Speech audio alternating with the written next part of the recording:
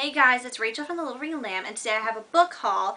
If you watch my Bad Bad Back to Me segment, you might know I was going to a book fair this weekend, and I also went to the mall on Friday for a short visit, and I picked up a book there. So I only picked up one book at the mall, and that's The Spectacular Now by Tim Tharp. And this is being made into a movie, and it has the movie cover. And this book sounded really interesting, and since the movie's coming out, I thought I'd give it a whirl, and I've been hearing a lot of good things about this, so yeah. And the rest are all from the book fair. The book fair was in a different town than mine, and it was, I think, for the library, so it's basically pay what you think is fair for the books and stuff. So that was pretty good because a lot of the books were pretty beaten up, so I don't want to pay too much for a beaten up book. But a lot of the books I got, the book list for my school, because I'm going to university this fall, so the book list was supposed to be posted apparently Friday, but that got moved to tomorrow. So I picked up some classical books because I have 2 English courses this semester, so maybe I'll have them to read. Anyway, if not, I'm eventually going to read these because they are classics. But I have some that aren't classics as well. But it was mostly adult books at this fair, I'd say. So one of the books I picked up was Pride's Castle by Frank Yerby. And as you can tell, this is an older book, and it has, I didn't even notice this, at the top it has like green, but on the side it's like white. Don't know what's up with that, but it's pretty cool, and I don't really know what this is about. It doesn't have a description anywhere inside of it.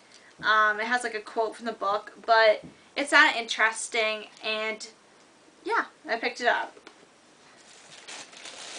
I'm going to look up what it's about, I just keep forgetting to. And then I got David Copperfield by Charles Dickens, and I thought I might have to read this for school because I do have a class with longer genres, and it's a pretty long book. I've heard about this story, and I'm quite familiar with it. If you guys have ever seen, it's David Copperfield, but it's in a cat and animal version, and David Copperfield's a cat. I had that VHS, and I absolutely loved it, so I'm excited to kind of read the story behind it because I love that VHS.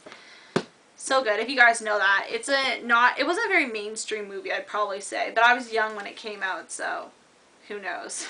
But if you guys have seen that, definitely comment below and tell me, because it was actually a really good movie, and I don't know where the VHS went.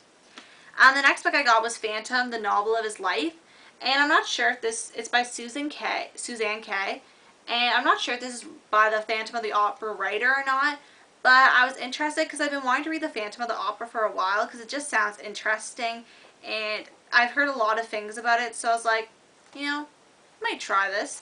But once again, I don't know very much about, but this book, if it is by the Phantom of the Opera writer and it's legitimate, it's great because if I read the Phantom of the Opera, this is kind of like a prequel of his life. The next book I got, this is mostly a library sale, so there's a lot of reference books. So I got A History of Costume by Rachel H. Kemper. And this sounded really interesting. It's, again, a costume book, so it has lots of pictures and references and stuff. And I'm not taking any costuming course or anything like that, but I thought it'd be interesting, you know, just for ideas for anything. And I like looking at the costumes and pictures and stuff. I don't have very many reference books, and I like them sometimes. The next 2 books I am super stoked for. So I got Jaws by Peter Benchley, and this is a pretty beat up copy, as you can see, is well loved.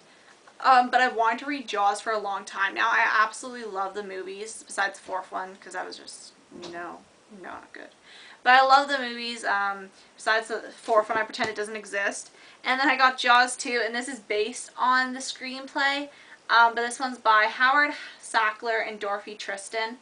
And it's inspired by Peter Benchley's Jaws. So it's not by the same author, which I didn't know that actually, but it's still pretty interesting, and it's kind of bent here, but still, if it's inspired by it, it's pretty cool.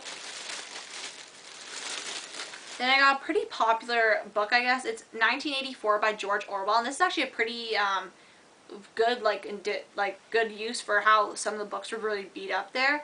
It's pretty good use, and this is I've heard this is one of like the original dystopians, or like a really, like, not a new one because it's obviously from a while back, but it's in the dystopian genre, so it'll be interesting because I've only read really like new release dystopians, so yeah. The next book I got was Icy Sparks by Gwen Hyman Rubio. I don't know if I'm saying that right, and this is I saw it was an Oprah's book club, and it sounded really interesting, so I thought it'd be a good one to pick up. And yeah, I think I've heard of this somewhere on some channel on YouTube. Maybe. It looks familiar to me. That's why I picked it up too. Next book I got was Wuthering Heights by Emily Bronte. And this is a very well-known book. And yeah, so maybe I'll have to read this. I don't really have a lot of thoughts on these books. Sorry I'm so scatterbrained. I just filmed some more stuff and I just have a lot going on right now in my head. And then this is one I'm really, really excited for. It's Agatha Christie's The Grand Dame of Mystery at her most dramatic, The Mousetrap, and Other Plays. The only really plays I've read before are Shakespeare ones for school, and I've read Henrik Ibsen's It's a Doll's House play, and I absolutely love that. So I'm excited to read some Agatha Christie plays. Agatha Christie is a horror novelist, kind of. I'd say mystery. And she was the one who wrote And Then There Was None, which I really want to read. And also I want to read the newer spin on it, 10 by Gretchen McNeil.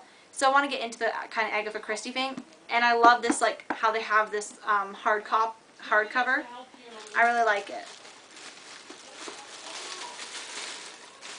And then the next book I have is Oliver Twist by Charles Dickens. And this book I don't know very much about because I have not seen the movie Oliver Twist. But my older sister quotes, "Please sir, may I have some more?" She quotes it all the time, so, you know, it'll be interesting to really read this book and get into it. It's also, there's like 20 of these books because I guess they're from like the schools when they have those ones in the boxes and you pass it around the rows and you read it. It's in one of those hardcovers again. And yeah, so I'm really crossing my fingers I have to read some of this for school because it'll definitely cut down the cost of books. But also, if not, these sound like really good reads. And I don't know how fast I'm going to get to all these classical ones. I'm going to have to see my book list and stuff. But anyway, I'll give you some update on where my reading's at. I'm still on the 4th book of the Pretty Little Liars.